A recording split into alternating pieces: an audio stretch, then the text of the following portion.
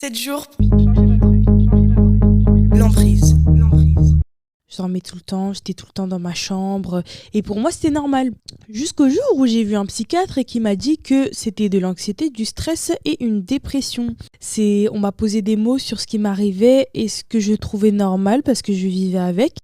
Je me serais même pas diagnostiqué quelque chose. Enfin, en fait, pour moi, c'était normal. En fait, quand il t'arrive un truc et que ça te change, tu t'en rends pas compte toi-même. Enfin, personnellement, moi, c'était mon cas, je m'en suis même pas rendu compte. Même si j'étais vraiment totalement différente qu'avant. C'est que maintenant que on m'a posé des mots, on m'a diagnostiqué, on m'a mis un traitement, que je me regarde en arrière, je me dis mais qu'est-ce que je foutais clairement. Mais quand j'y étais, quand j'y repense à quand j'y étais, bah je m'en rendais pas du tout compte. C'était mes proches qui me disaient mais ma belle, réveille-toi. Clairement, réveille-toi. Après, quand tu restes 1 an dans ta chambre ou 6 mois dans ta chambre à rien faire, etc., t'as envie de rien, etc., tu vois qu'il y a un problème, mais tu t'en rends pas compte. C'est plus tes proches qui s'en rendent compte et qui avancent et qui trouvent des solutions pour toi. Parce que moi, si j'aurais été toute seule, personnellement, s'il n'y aurait pas eu ma mère pour me dire mais prends un rendez-vous, fais ci, fais ça, fais ci, fais ça, je serais jamais sortie de là.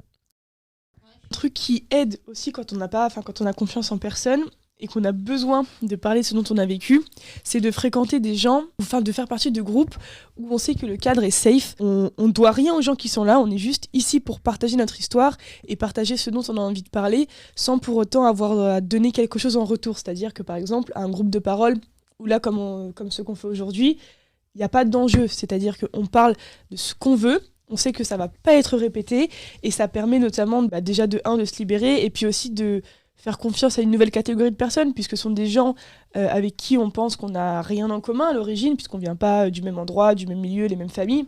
Et au final, on se rend compte qu'on a des points communs et on n'est pas obligé de s'engager, c'est-à-dire qu'on est juste là pour discuter, pour parler. Et je pense qu'au fur et à mesure de voir que ce qu'on dit n'est pas répété et qu'on est écouté, ça peut aider notamment avec la confiance en soi et la confiance qu'on a envers les gens.